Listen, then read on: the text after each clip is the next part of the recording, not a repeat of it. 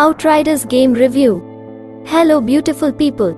In this video, we will talk about Outriders Game Review. You know what, Outriders is pretty good, torn apart during our first impressions piece based on the demo. The final version proves developer People Can Fly hadn't put its best foot forward during those opening hours.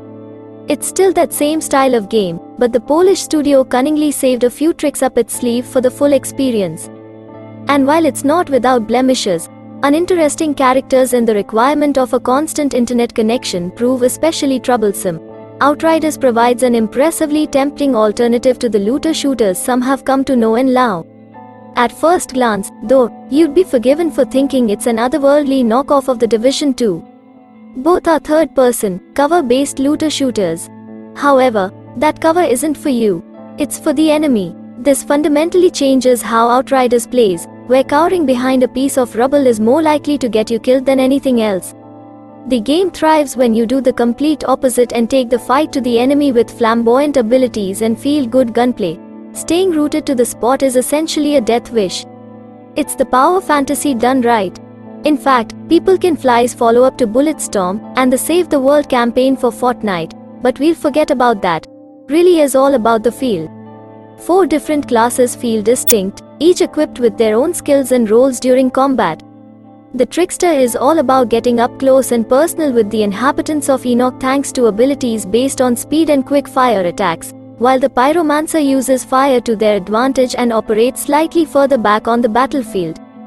The Devastator then plays the role of the tank and the Technomancer is designed as more of a support class at long range.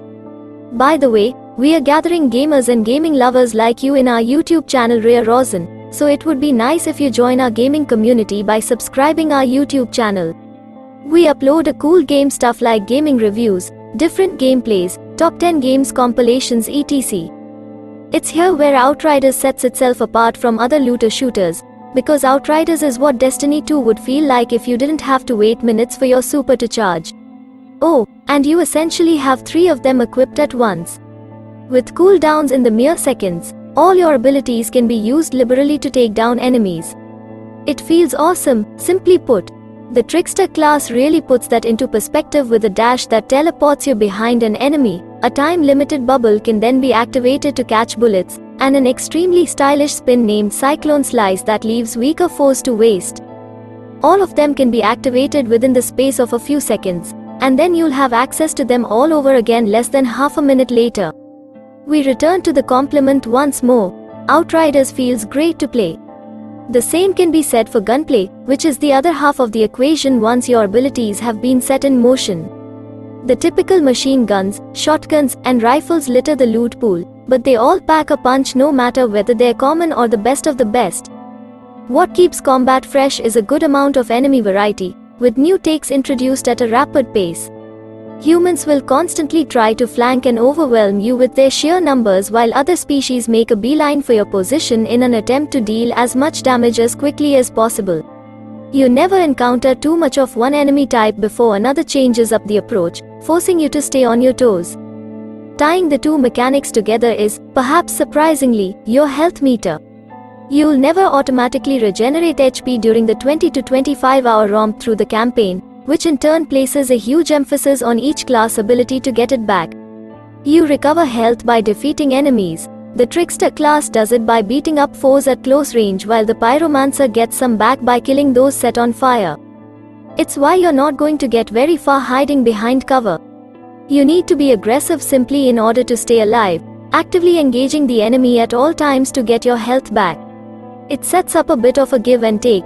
You'll likely lose health by leaving cover, but the reward at the end of your risky venture trumps all. An intriguing mechanic that works well and further boosts Outriders' attempt to feel unique. The game starts to slip, however, when its story and cast of characters come to the forefront. The narrative setup is actually quite interesting. With Earth deemed uninhabitable far in the future, the human race finds a new home on another planet named Enoch. Dubbed a haven for life, it turns out to be anything but upon arrival. Fast forward 31 years after the player-created protagonist is awoken from cryostasis and it quickly becomes your job to find a way for the human race to survive in this alien world. What follows is serviceable enough, but the characters fueling the plot are awful. The protagonist is incredibly one-note and the supporting cast range from generic to putrid. Some pretty bad voice work probably doesn't help the matter, but then that can't even begin to accommodate for the wild mood swings of certain characters which don't make a whole lot of sense.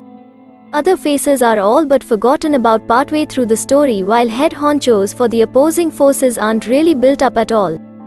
Its commitment to constantly introducing new and varied environments to explore is appreciated, but definitely don't play Outriders for its narrative. We would prefer to experience it instead of not playing the game at all. However, People Can Fly has shipped its latest project with the requirement of a consistent internet connection, which has led to many server outages in the handful of days since launch. We expect it to become less of a problem as time passes, but we simply cannot ignore the amount of frustration the prerequisite introduced during our time with the game. There were stretches when we simply could not play for hours on end, even when the US was asleep. Losing progress and loot in the process, it creates a situation where we can't fully trust we'll be able to see a mission through to its conclusion even outside of peak hours. You can't even play offline by yourself with a closed lobby, calling into question why the requirement exists at all. Again, we expect this situation to improve, but there's always going to be that niggling worry in the back of our minds. The problem reared its ugly head far too many times for us to disregard it. But here's something you can ignore in a positive light. Outriders doesn't have microtransactions and it won't fall into the games as a service category according to People Can Fly. It's designed as a one-and-done experience that has an endgame for those who want more. You can play every single piece of content it has to offer on your own. Matchmaking is never required to start a mission or harder activity. There is always the option of playing the entire game with up to 2 friends, however. It's honestly refreshing to play a game of this ilk in the knowledge that we won't have to commit the next 5 years of our life to it. Those endgame quests are dubbed expeditions, and after spending a few hours getting to grips with them, they prove enjoyable. Essentially a time attack mode, completing the 14 missions will net you better rewards should you beat certain parameters. And that's where legendary weapons and armor come into play. The endgame offering isn't on the same level as a Destiny 2, but they'll definitely have hardcore players coming back for second helpings.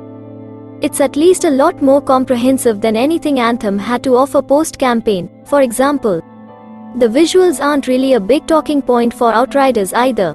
There are some nice skyboxes here and there, but this isn't the next PlayStation 5 showpiece.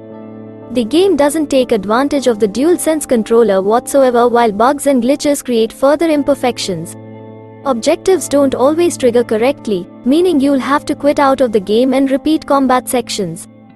Quest markers then sometimes don't update or are unreliable, while random crashes back to the PS5 home screen occurred when trying to team up with friends. Outriders absolutely excels when it lets combat, solid gunplay, and supremely satisfying abilities do the talking. Its unique blend of aggression really is something to behold in action. Rubbish characters, the requirement to maintain an online connection and couple with servers, and various technical hitches hold it back from greatness, but they don't muddy the picture so much to dissuade a recommendation. Outriders is pretty class in motion. So, that's it for this video. Hope you enjoyed it. If you do like our video, make sure to like, subscribe and hit the bell icon so you never miss an update.